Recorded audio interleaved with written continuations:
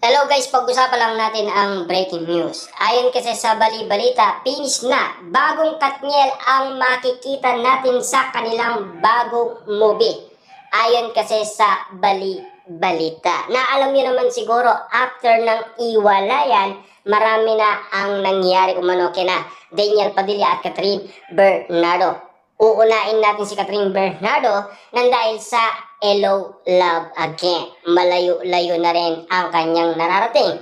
At samantalang nagkaroon din siya ng award nang dahil sa movie ng Katden. At lalong-lalo na kasi si Daniel Padilla sa pagiging action star niya sa incognito sa kanyang bagong teleserye na ngayon nagkaroon ng season 2. Pero ang pagkakataon nga naman kasi nagkaroon siya ng international award. At lalo-lalo na kasi ang pinag-uusapan baka daw magkaroon din si Daniel Padilla ng wax figure. Ayon kasi sa bulong-bulungan sa social media. Bagamat pinag-uusapan ang Katniel dahil sa kanilang bagong movie na alam nyo naman siguro, kahit sabihin man natin matagal-tagal na rin ito, pero mas ipapakita ni Direk Cathy ang kakaiba sa Katniel.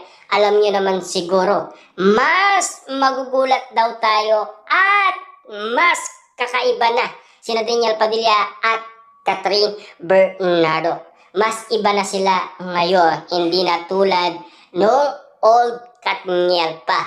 Ayon kasi sa bali-balita. Masasaksihan natin yan kapag tuloy na ang nasabing shooting ni Daniel Padilla at Catherine Bernardo. Sana masilayan natin ang dalawa at sana walang maging problema. Na alam nyo naman siguro, ang kapansin-pansin nga naman kasi, tila nagpaparamdam pa rin ang dalawa. Kaya nga naman pala nagpaparamdam ang dalawa sa isa't isa kasi paparating na ang kanilang movie.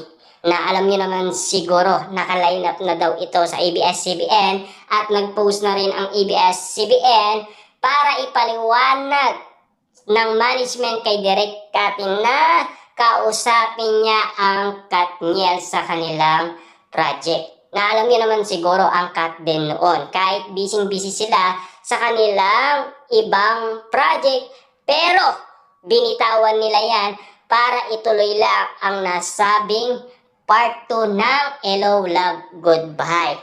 Pero ang pagkakataon nga naman kasi, nagkaroon nga naman ng pagkakataon sina Daniel Padilla at Catherine Bernardo magkaroon ng panibagong movie. At least, eto na sila.